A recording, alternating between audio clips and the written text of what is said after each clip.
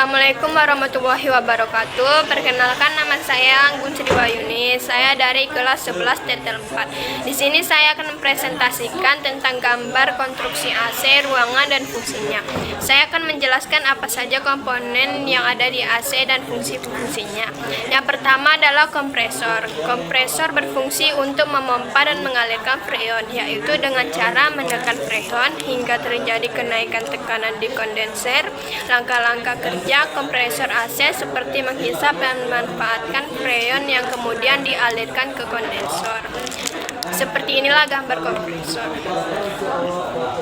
Komponen kedua adalah kondenser. Kondenser berfungsi sebagai media penyimpanan freon yang mengalami kondensasi karena membuang kalor ke lingkungan sekitar dan atau mengubah freon dari gas ke lingkungan sekitar atau menjadi cairan dingin yang dilepaskan keluar. Dan inilah gambar komponen kedua. Komponen ketiga adalah liquid receiver. Liquid receiver berfungsi sebagai media penyimpanan cairan freon yang berasal dari kondensor sehingga freon yang mengalir ke liquid line dalam bentuk cair. Dan inilah gambar komponen ketiga.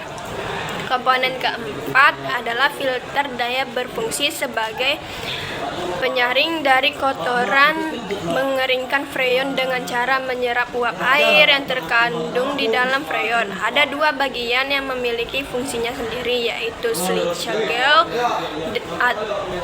gel yang berfungsi sebagai penyerap uap air dan kawat karsa halus berfungsi sebagai penyaring kotoran. Ini adalah gambar filter dryer. Komponen kelima adalah cyclase. Cyclase berfungsi untuk melihat isi freon di dalam sistem dan juga digunakan untuk melihat apakah freon mengandung uap air atau tidak dengan cara melihat warna yang terdeteksi pada cyclase. Berikut ini adalah gambar cyclase. Komponen keenam yaitu ekspansi, berfungsi mengatur laju aliran freon yang masuk ke evaporator dari liquid line sehingga sesuai dengan laju penguapan di evaporator. Katup ekspansi dibagi menjadi dua, yaitu katup kapiler yang tidak bersensor dan katup TXB yang memiliki sensor. Berikut adalah gambar katup ekspansi. Komponen ketujuh adalah evaporator. Evaporator berfungsi sebagai media tempat freon mengalami penguapan karena menyerap kalor vivida atau bahan yang akan digunakan. Berikut adalah gambar evaporator. Komponen terakhir atau yang kedelapan adalah akumulator. Akumulator berfungsi untuk memastikan freon yang masuk melalui kompresor benar-benar gas dan kuat. Berikut adalah gambar akumulator.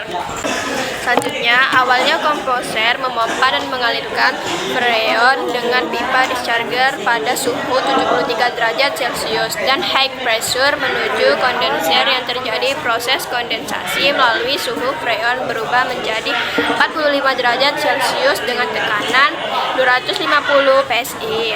Selanjutnya, freon mengalir ke liquid receiver sebagai penyimpanan cairan freon yang mengalir pada liquid line. Lalu mengalir pada pipa liquid menuju ke filter dryer untuk menyaring kotoran dan mengeringkan freon, dan dilanjutkan ke cyclase untuk melihat apakah freon mengandung uap atau tidak yang bisa dideteksi dengan melihat warna pada cyclase.